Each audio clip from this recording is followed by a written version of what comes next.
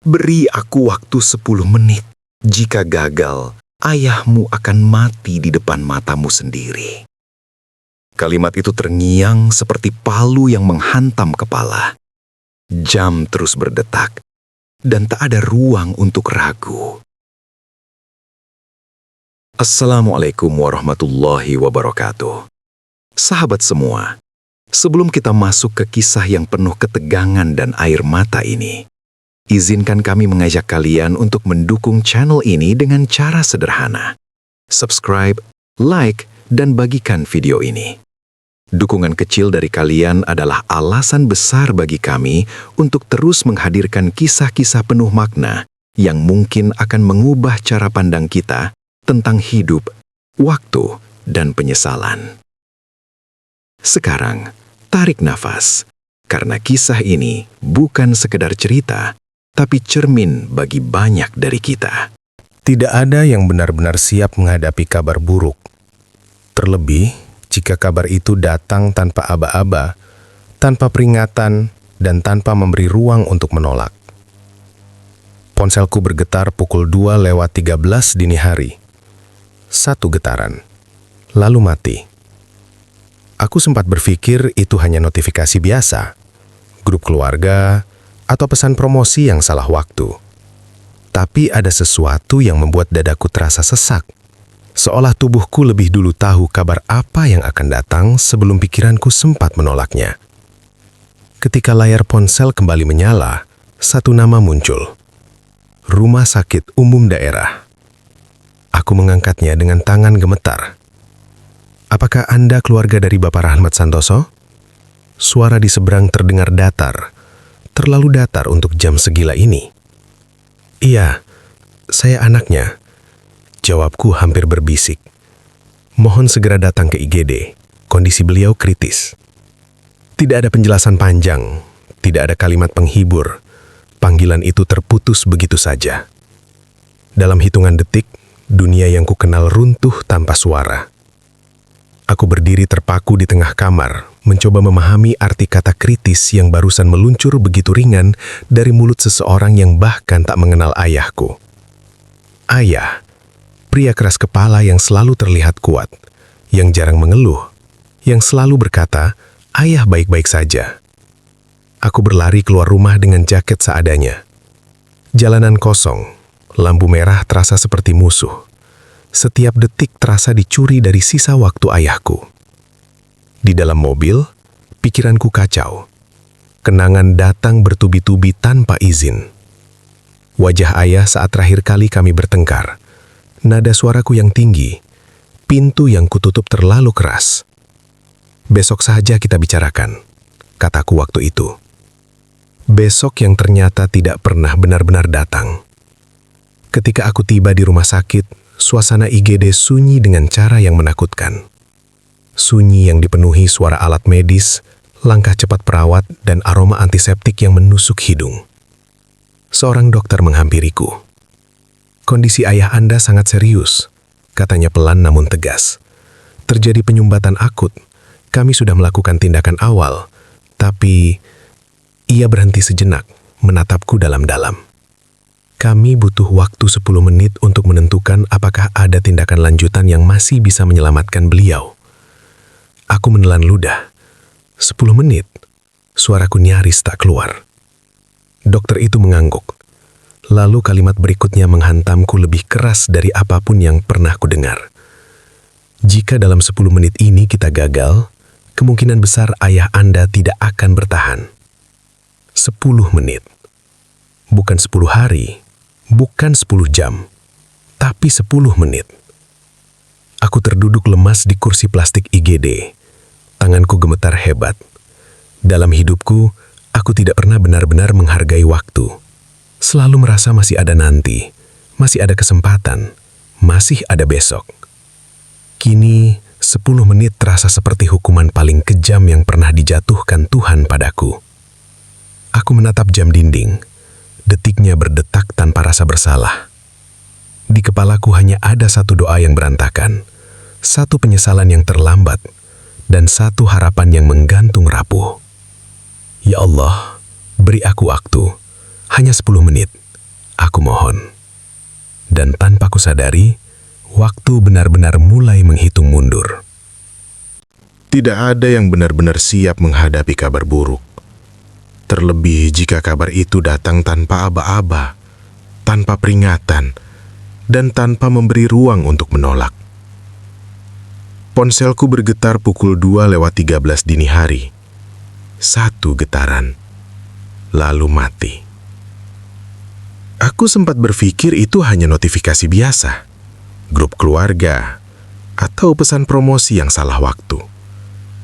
Tapi ada sesuatu yang membuat dadaku terasa sesak, seolah tubuhku lebih dulu tahu kabar apa yang akan datang, sebelum pikiranku sempat menolaknya.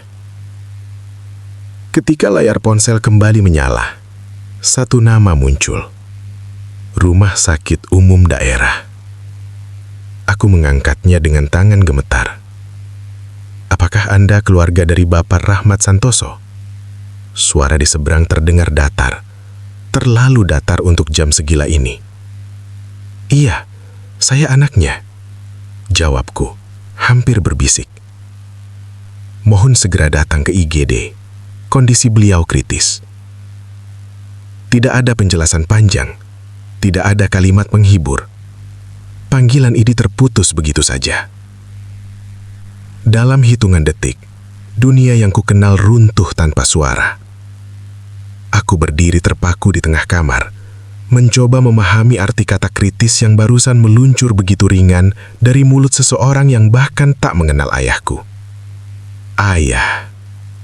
Pria keras kepala yang selalu terlihat kuat, yang jarang mengeluh, yang selalu berkata, "Ayah baik-baik saja." Aku berlari keluar rumah dengan jaket seadanya. Jalanan kosong. Lampu merah terasa seperti musuh. Setiap detik terasa dicuri dari sisa waktu ayahku. Di dalam mobil, pikiranku kacau. Kenangan datang bertubi-tubi tanpa izin. Wajah ayah saat terakhir kali kami bertengkar. Nada suaraku yang tinggi. Pintu yang kututup terlalu keras. "Besok saja kita bicarakan," kataku waktu itu. Besok yang ternyata tidak pernah benar-benar datang.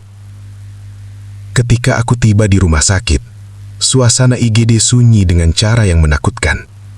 Sunyi yang dipenuhi suara alat medis, langkah cepat perawat, dan aroma antiseptik yang menusuk hidung. Seorang dokter menghampiriku. "Kondisi ayah Anda sangat serius," katanya pelan namun tegas. "Terjadi penyumbatan akut. Kami sudah melakukan tindakan awal, tapi..."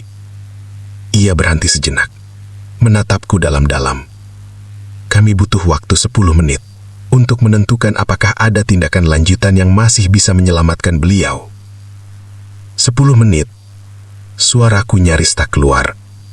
Dokter itu mengangguk. Lalu kalimat berikutnya menghantamku lebih keras dari apapun yang pernah ku dengar. "Jika dalam 10 menit ini kita gagal, kemungkinan besar ayah Anda tidak akan bertahan." 10 menit. Bukan 10 hari, bukan 10 jam, tapi 10 menit. Aku terduduk lemas di kursi plastik IGD. Tanganku gemetar hebat. Dalam hidupku aku tidak pernah benar-benar menghargai waktu. Selalu merasa masih ada nanti, masih ada kesempatan. Masih ada besok. Kini, 10 menit terasa seperti hukuman paling kejam yang pernah dijatuhkan Tuhan padaku. Aku menatap jam dinding. Detiknya berdetak tanpa rasa bersalah. Di kepalaku hanya ada satu doa yang berantakan. Satu penyesalan yang terlambat. Dan satu harapan yang menggantung rapuh. Ya Allah, beri aku waktu. Hanya 10 menit. Aku mohon. Dan tanpa kusadari, waktu benar-benar mulai menghitung mundur. Jarum jam itu tidak berisik, tidak berdentang, tidak berteriak. Namun setiap pergerakannya terdengar lebih nyaring dari suara apapun di kepalaku. Aku kembali menatap jam dinding IGD. 2:21. Artinya, sudah 2 menit berlalu sejak dokter mengucapkan kalimat itu. 2 menit yang terasa seperti 2 tahun. 2 menit yang tidak bisa diulang, tidak bisa ditawar, dan tidak bisa ditahan dengan doa saja. Seorang perawat lewat tergesa, mendorong troli logam. Suara rodanya berdecit, memantul di lorong sempit. Aku ingin menghentikannya, bertanya, memohon, tapi kakiku seakan membatu. Aku sadar, untuk pertama kalinya dalam hidupku, aku benar-benar tidak berdaya.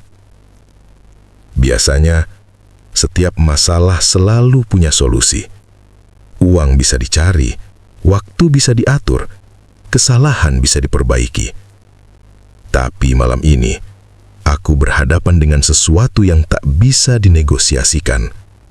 Waktu dan takdir. Pintu ruang tindakan tertutup rapat. Lampu merah kecil di atasnya menyala. Ayah ada di balik pintu itu, sendirian. Dikelilingi mesin, kabel, dan orang-orang asing yang memegang hidupnya dengan tangan mereka. Aku teringat wajahnya pagi tadi. Ayah duduk di teras rumah, menyeruput kopi hitam kesukaannya. Wajahnya terlihat pucat, tapi ia tersenyum saat aku lewat. "Kamu jangan pulang terlalu malam," katanya. Aku hanya mengangguk singkat, bahkan tidak menatap matanya. Sekarang, kalimat itu terasa seperti peringatan terakhir yang kuabaikan. 2:23. 3 menit. Aku mengepalkan tangan, dadaku sesak, napasku tidak beraturan. Aku mencoba berdiri, lalu duduk lagi. Kakiku terasa lemas, seolah tulangnya dicabut satu persatu. Di kursi seberang, seorang ibu tua memeluk tasnya erat-erat. Matanya sembab. Mungkin menunggu kabar anaknya atau suaminya. Aku tidak tahu. Tapi di ruangan ini, semua orang membawa cerita duka masing-masing, menunggu giliran untuk hancur. Aku menunduk. Tanganku gemetar hebat. "Ya Allah," bisikku. Suaraku pecah. "Kalau ada dosaku pada ayah, jangan kau hukum dia karena itu. Hukum aku saja." Air mataku jatuh tanpa izin. Aku tidak ingat kapan terakhir kali menangis seperti ini. Bukan tangisan tertahan, bukan tangisan malu-malu. Ini tangisan seorang anak yang menyadari bahwa waktunya untuk menjadi kuat mungkin sudah terlambat. 2:25. 5 menit tersisa. Dokter yang tadi kini keluar dari ruang tindakan. Wajahnya tegang. Ia membuka masker sebentar, mengusap keningnya, lalu menatapku. "Tekanan darah ayah Anda turun drastis," katanya. "Kami sedang berusaha menstabilkan." "Masih ada harapan?" tanyaku cepat, hampir berteriak. Dokter itu tidak langsung menjawab. Dan diamnya jauh lebih menyakitkan daripada kata apapun. "Kami akan lakukan yang terbaik," katanya. Kalimat yang sering terdengar, tapi malam ini terasa seperti doa yang setengah putus. Aku ingin masuk ke ruangan itu, menggenggam tangan ayah, meminta maaf, mengatakan hal-hal yang selama ini kutunda karena gengsi dan kesibukan. Aku ingin bilang, maaf karena jarang pulang tepat waktu, maaf karena sering membantah, maaf karena menganggap ayah akan selalu ada. Tapi pintu itu tetap tertutup, dan waktu tetap berjalan tanpa peduli penyesalanku. 2:27. 7 menit. Pikiranku mulai mengkhianatiku. Bayangan terburuk muncul satu persatu. Bagaimana jika ini akhir? Bagaimana jika aku harus pulang tanpa ayah? Bagaimana aku menjelaskan ini pada ibu? Ibuku. Ia sedang di luar kota menghadiri pengajian. Ponselnya sulit dihubungi. Aku belum sanggup menelponnya. Aku belum punya keberanian untuk mengucapkan kalimat yang mungkin akan mengubah hidup kami selamanya. Bu, ayah kritis.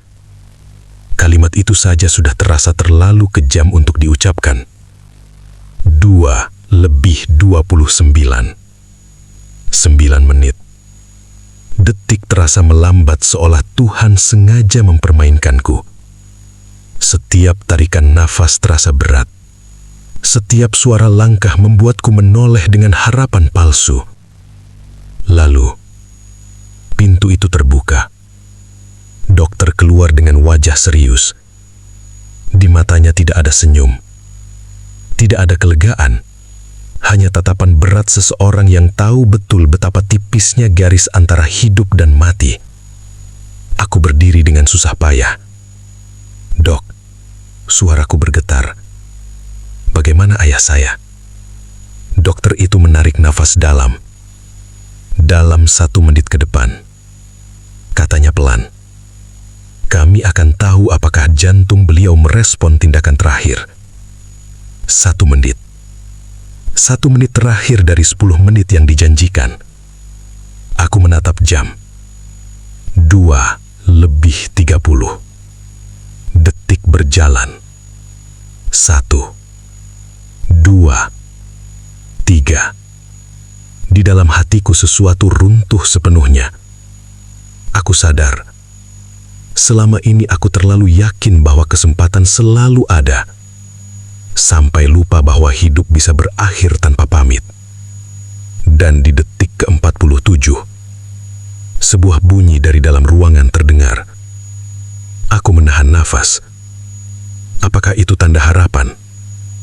Atau justru akhir dari segalanya?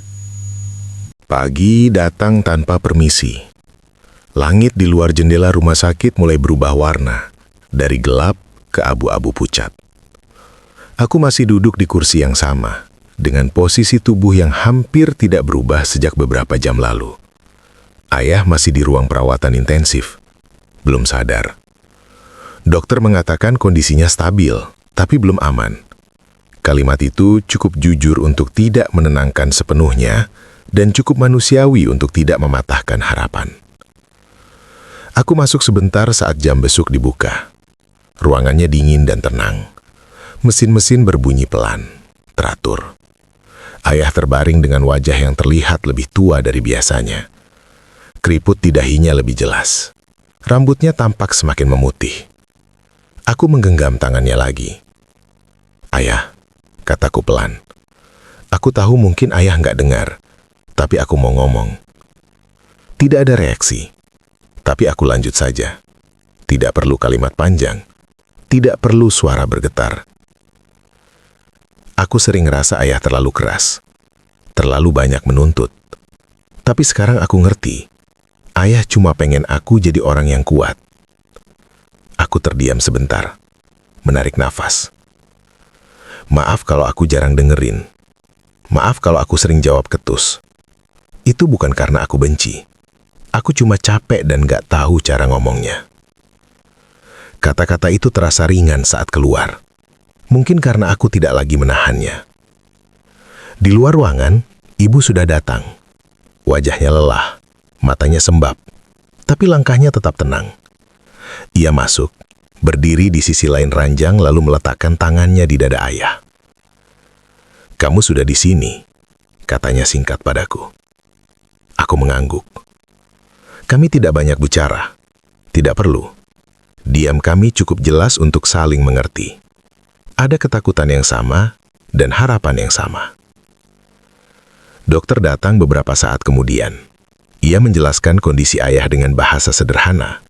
Tidak ada istilah rumit, tidak ada janji berlebihan. Kalau dalam 24 jam ke depan tidak ada penurunan, peluang pemulihan akan lebih baik, katanya. 24 jam. Waktu kembali menjadi ukuran segalanya. Hari itu berjalan lambat. Aku dan ibu bergantian duduk, bergantian berdoa. Kadang hanya menatap, kadang hanya diam. Aku memperhatikan ibu. Betapa tenangnya ia terlihat. Padahal aku tahu hatinya pasti berantakan. Dari situlah aku belajar satu hal. Kuat tidak selalu berarti banyak bicara. Sore hari saat aku kembali masuk ke ruangan, aku melihat sesuatu yang berbeda. Jari ayah bergerak sedikit, hampir tak terlihat, tapi cukup untuk membuatku berhenti bernafas sejenak. Aku mendekat. "Ayah?" panggilku pelan.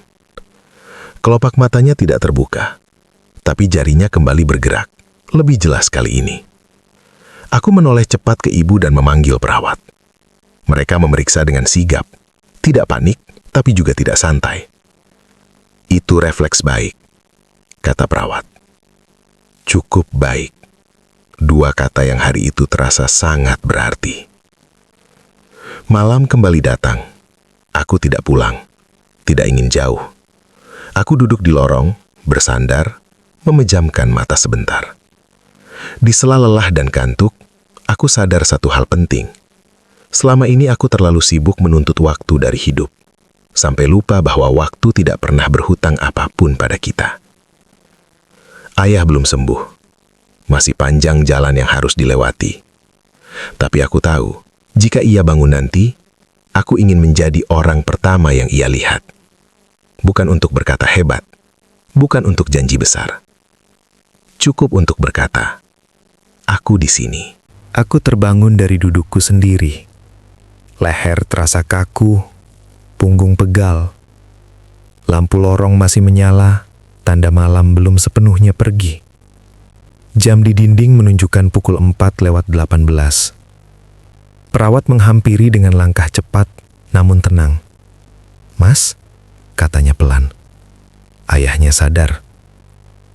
Kalimat itu sederhana, tidak dibumbui apapun, tapi jantungku langsung berdegup lebih cepat. Aku berdiri dan mengikutinya masuk ke ruangan. Ayah membuka mata perlahan. Pandangannya kosong, seolah masih mencari-cari di mana ia berada. Napasnya terdengar berat, tapi teratur. Aku berdiri di sampingnya, ragu untuk menyentuh, takut mengganggu. "Ayah?" panggilku pelan. Matanya bergerak ke arahku. Fokusnya belum sempurna, tapi aku tahu ia melihatku. Alisnya sedikit berkerut, seperti mencoba mengingat sesuatu yang terlewat. "Kamu?" Suaranya sangat pelan, hampir tak terdengar. "Iya ya, aku," jawabku cepat. Ia mengangguk tipis, tidak tersenyum, tidak bicara lagi. Tapi itu cukup. Cukup untuk membuat dadaku terasa hangat dengan cara yang aneh. Ibu masuk menyusul. Saat ayah melihatnya, matanya sedikit berkaca. Ia mencoba mengangkat tangan, tapi gagal. Ibu langsung menggenggamnya. "Sudah, jangan banyak bergerak," kata ibu pelan. Ayah menatap ibu lama, lalu menghela napas pendek. "Maaf," katanya lirih. Satu kata, tapi cukup membuat ibu menunduk dan mengusap wajahnya. "Sudah, fokus sembuh dulu," jawab ibu. Aku berdiri di sana, menyaksikan percakapan singkat itu. Tidak ada drama, tidak ada pelukan berlebihan, tapi justru disitulah terasa dalamnya. Beberapa menit kemudian dokter datang. Ia memeriksa respon ayah, menanyakan beberapa hal sederhana. Ayah menjawab dengan anggukan atau kata pendek. Tubuhnya masih sangat lemah, tapi kesadarannya sudah kembali. "Ini fase penting," kata dokter. "Beliau masih harus istirahat total. Jangan terlalu banyak bicara." Aku mengangguk. Sebelum keluar ruangan, ayah memanggilku pelan. Aku mendekat. "Jangan pulang malam terus," katanya terputus-putus. "Ibu kamu?" "Sering nunggu." Aku menelan ludah. Aku hanya mengangguk, tidak berusaha menjawab dengan janji panjang. "Iya ya." Hari itu berjalan pelan, tapi berbeda. Tidak lagi penuh ketegangan seperti kemarin. Lebih seperti menunggu dengan hati-hati. Setiap jam terasa berharga. Aku duduk di kursi dekat jendela, melihat cahaya pagi masuk perlahan. Aku berpikir tentang kalimat ayah barusan. Kalimat sederhana, tapi isinya jelas. Ia tidak menuntut. Ia hanya ingin kehadiran. Aku sadar. Mungkin selama ini ayah tidak butuh anak yang selalu benar. Ia hanya butuh anak yang pulang. Sore hari, ayah kembali tertidur. Dokter bilang itu wajar. Tubuhnya sedang berusaha memulihkan diri. Aku dan ibu keluar ruangan. "Kamu capek?" tanya ibu. Aku mengangguk. Tapi bukan capek fisik. Lebih ke capek karena menahan banyak hal terlalu lama. "Istirahat sebentar," kata ibu. "Ayah kamu sudah melewati masa kritis." Aku duduk di lorong lagi. Kali ini dengan perasaan berbeda. Masih ada takut, tapi tidak mendominasi. Ada harapan, tapi tidak berlebihan. Aku membuka ponsel dan melihat jam. Terlintas kembali 10 menit itu. 10 menit yang mengubah caraku melihat hidup. Kadang Tuhan tidak mengubah keadaan kita. Tuhan hanya mengubah cara kita memandangnya. Dan malam itu, aku tahu satu hal pasti. Jika waktu kembali menghitung mundur, aku tidak ingin lagi menghabiskan waktu untuk hal-hal yang tidak penting. Hari-hari setelah itu tidak terasa dramatis. Justru disitulah ujiannya. Ayah masih dirawat. Tidak banyak perubahan dari luar. Tapi dokter bilang, proses pemulihan memang seperti itu. Pelan, bertahap, dan butuh kesabaran. Tidak ada jalan pintas. Setiap pagi aku datang lebih awal. Duduk di kursi yang sama, membawa termos kecil berisi air hangat untuk ibu. Kami jarang bicara panjang. Kadang hanya saling bertanya hal-hal sederhana. "Ayah sudah makan? Tekanan darahnya bagaimana?" Hal-hal kecil yang dulu tidak pernah terfikirkan, kini jadi pusat perhatian. Ayah lebih sering tidur. Saat terjaga, ia tidak banyak bicara. Suaranya masih lemah. Kadang hanya mengangguk atau menggerakkan tangan. Tapi dari caranya menatap, aku tahu ia sadar sepenuhnya. Aku duduk di sampingnya, seringkali tanpa berkata apa-apa. Dulu aku mungkin akan merasa canggung. Sekarang tidak. Diam terasa cukup. Suatu siang, ayah membuka mata dan menatapku agak lama. "Kamu nggak kerja?" tanyanya pelan. "Ambil cuti ya?" jawabku singkat. Ia terdiam sebentar lalu berkata, "Hati-hati nanti kerjaan kamu." Aku tersenyum tipis. Bahkan dalam kondisi seperti ini, ayah masih memikirkan hal-hal yang sama. Tanggung jawab, kewajiban, hal-hal yang selama ini membuatnya terlihat keras. Aku tidak membalas dengan penjelasan panjang. Tidak perlu. Iya ya. Perawat datang dan memeriksa. Setelah itu, ayah tertidur lagi. Aku keluar sebentar, berdiri di dekat jendela lorong, melihat orang-orang lalu lalang. Semua terlihat sibuk dengan urusan masing-masing. Aku sadar, hidup terus berjalan, bahkan saat dunia seseorang sedang terasa berhenti. Sore hari, dokter memanggilku dan ibu. Ia menjelaskan kondisi ayah dengan jujur. Tidak menakut-nakuti, tapi juga tidak memberi harapan berlebihan. Pemulihan akan lama, katanya. Beliau mungkin tidak akan kembali seperti dulu dalam waktu dekat. Aku mengangguk. ibu juga. Tidak ada yang terkejut. Kami sudah menyiapkan diri. Malamnya aku pulang sebentar ke rumah. Rumah terasa sunyi. Kursi ayah di teras kosong. Cangkir kopinya masih ada di meja. Aku tidak memindahkannya. Aku duduk di sana beberapa menit. Mengingat kebiasaan ayah. Hal-hal sederhana yang dulu kuanggap biasa, kini terasa penting. Aku sadar, perubahan tidak selalu datang dengan kejadian besar. Kadang ia datang lewat rutinitas yang dipaksa berhenti. Keesokan harinya, aku kembali ke rumah sakit. Ayah terlihat sedikit lebih segar. Nafasnya lebih teratur. Wajahnya tidak sepucat kemarin. "Kamu pulang?" tanyanya. "Iya ya, sebentar." Ia mengangguk. Lalu berkata pelan, "Terima kasih." Aku terdiam sejenak. Bukan karena tidak tahu harus menjawab, tapi karena kata itu jarang sekali keluar dari mulutnya.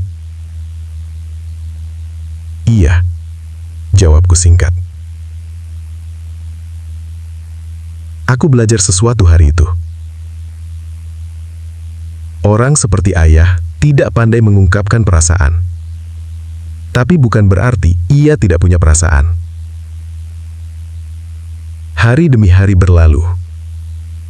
Tidak ada kejutan besar. Tidak ada kemunduran serius. Hanya kemajuan kecil yang harus dihargai. Dan di tengah semua itu, aku berubah tanpa sadar. Aku tidak lagi terburu-buru. Tidak lagi sibuk dengan ponsel saat duduk di samping ayah. Aku mulai mendengarkan. Bahkan saat ia tidak bicara. Ayah dipindahkan ke ruang perawatan biasa seminggu kemudian. Tidak ada perayaan. Tidak ada rasa lega berlebihan. Hanya perasaan cukup. Cukup bersyukur, cukup tenang. Ruangannya lebih terang. Jendelanya menghadap taman kecil. Ayah sudah bisa duduk dengan bantuan bantal. Gerakannya masih lambat, tapi matanya terlihat lebih hidup. Aku datang sore itu sendirian. Ibu pulang sebentar untuk mengurus rumah. Di ruangan hanya ada kami berdua. Ayah menatap keluar jendela cukup lama sebelum akhirnya bicara. "Dulu kamu sering bilang aku nggak ngerti kamu," katanya pelan. Aku tidak langsung menjawab. Aku ingat kalimat itu. Aku ingat nadanya. Aku ingat rasa kesalnya. "Iya, ayah," jawabku akhirnya. Ayah mengangguk kecil. Mungkin memang iya. Aku menoleh. Ia tidak menatapku, tapi wajahnya tenang. "Ayah nggak pandai ngomong," katanya. "Ayah pikir kalau kerja keras, kamu bakal ngerti sendiri." Aku menghela napas pelan. "Aku juga nggak pandai ngomong, ayah. Aku pikir ayah selalu kuat, jadi nggak perlu dibilang apa-apa." Kami diam sebentar. Tidak canggung, tidak berat. Ayah kemudian menoleh padaku. Tatapannya lebih lembut dari yang biasa kulihat. "Waktu di ruang tindakan itu," katanya, suaranya rendah. Ayah sempat mikir, apa ayah terlalu sibuk sampai lupa jadi ayah? Kalimat itu sederhana, tapi dadaku terasa ditekan. "Ayah sudah cukup, ayah. Aku yang kurang hadir." Ayah menggeleng pelan. "Kita sama-sama." Itu mungkin pertama kalinya kami benar-benar berbicara sebagai dua orang dewasa, bukan sebagai ayah yang memberi perintah dan anak yang menolak. Ayah tersenyum tipis. Senyum yang jarang sekali ia tunjukkan. "Kamu datang tiap hari." Ayah lihat. Aku hanya mengangguk, tidak merasa perlu menjelaskan apapun. "Kamu nggak perlu jadi seperti ayah," lanjutnya. "Jadi diri kamu saja. Tapi jangan lupa pulang." Aku menatapnya. Kalimat itu terdengar sederhana, tapi jelas. Ia tidak lagi menuntut. Ia hanya berharap. "Iya, Ayah," jawabku.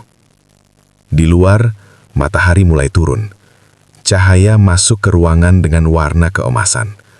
Suasana terasa tenang, seolah semua yang harus diucapkan akhirnya sudah keluar. Sebelum aku pergi, Ayah memanggilku lagi. "Satu hal," katanya. Aku mendekat. "Terima kasih sudah nunggu," ucapnya. Aku terdiam sejenak, lalu menjawab pelan. "Aku seharusnya nunggu dari dulu."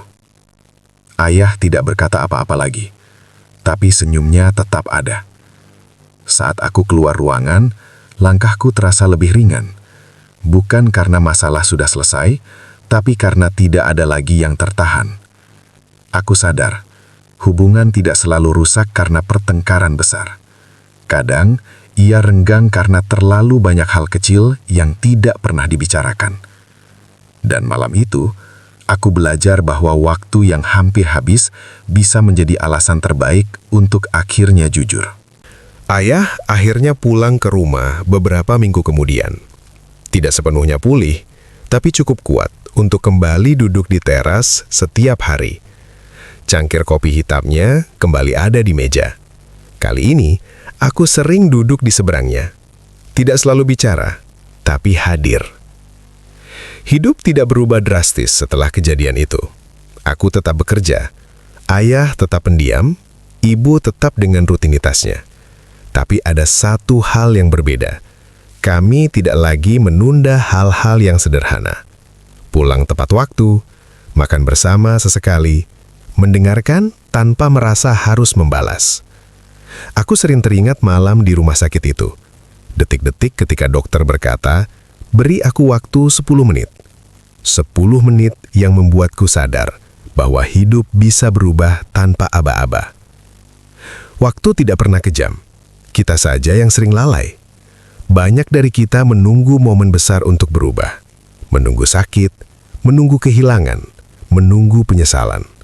Padahal, perubahan bisa dimulai dari hal paling kecil. Hadir, mendengar, dan tidak menunda. Ayah pernah berkata pelan suatu pagi, "Kalau mau pergi, bilang. Kalau mau pulang, pulang." Kalimat itu sederhana, tapi aku tahu maksudnya. Jangan menghilang dari hidup orang-orang yang menunggu. Kisah ini bukan tentang keajaiban medis, bukan tentang anak yang sempurna, bukan pula tentang ayah yang tanpa celah. Ini tentang waktu, tentang kesempatan kedua, dan tentang keberanian untuk berubah sebelum semuanya terlambat. Jika hari ini masih ada orang tua yang bisa kamu telepon, teleponlah. Jika masih ada rumah untuk kamu pulangi, pulanglah. Jangan tunggu 10 menit yang menentukan segalanya untuk menyadari apa yang sebenarnya penting. Terima kasih sudah menyimak kisah ini sampai akhir. Jika cerita ini terasa dekat dengan hidupmu, jangan ragu untuk like, subscribe, dan bagikan, agar semakin banyak orang yang diingatkan tentang pentingnya waktu dan kehadiran. Semoga kisah ini menjadi pengingat, bukan penyesalan. Sampai jumpa di video selanjutnya. Wassalamualaikum warahmatullahi wabarakatuh.